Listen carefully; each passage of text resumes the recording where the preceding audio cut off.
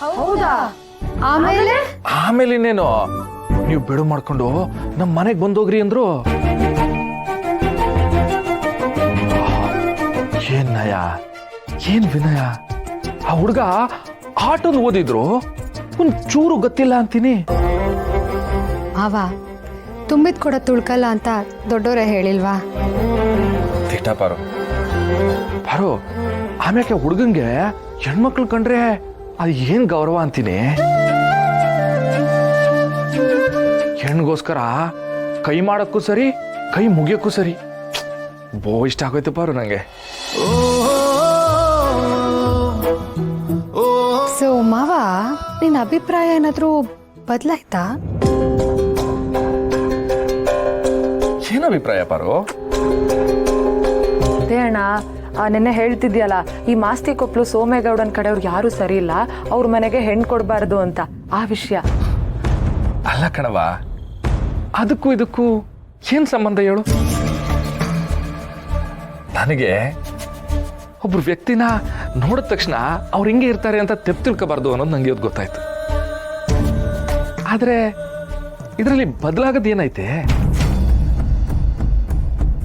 ಆ ಹುಡುಗ ಆಟೊಂದು ಓದಿ, ಆಟೊಂದು ತಿಳ್ಕೊಂಡು ಆಕಾಶದ ಎತ್ತರಕ್ಕೆ ಬೆಳೆದವನೇ. ಅವರೇ ಬಂದು ನಮಗೆ ಸಂಬಂಧ ಕೇಳಿದ್ರು ನಾವು ಅವ್ರ ಸಂಬಂಧ ಬೆಳೆಸೋದು ಆಕಾಶಕ್ಕೆ ಏಣಿ ಆಗ್ತಂಗಲ್ವಾ? ಅದಕ್ಕೆ ಕಣವ, ಈ ಸಂಬಂಧ ಬೇಡ ಅನ್ಕೊಂಡಿವ್ನಿ.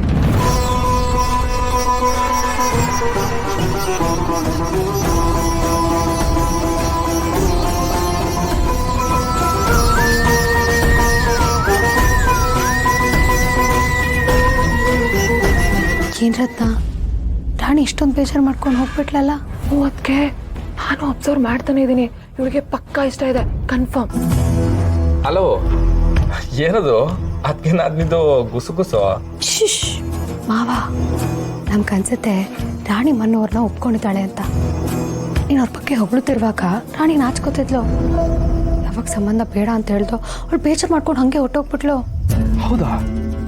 ಇರು, ಹೊಸಿ ಪರೀಕ್ಷೆ ಮಾಡಮ್ಮ. ಬಾರೋ, ನಾನು ಯಾವ್ದೋ ಜ್ಞಾನದಲ್ಲಿ ಸಂಬಂಧ ಬೇಡ ಅಂದ್ಬಿಟ್ಟೆ.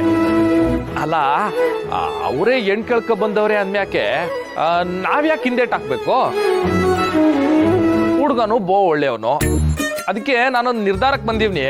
ನಾವು ಮನುಗೌಡ್ರ ಸಂಬಂಧನ ಕೇಳೇ ಬಿಡುಮ, ಏನಂತೀಯಾ?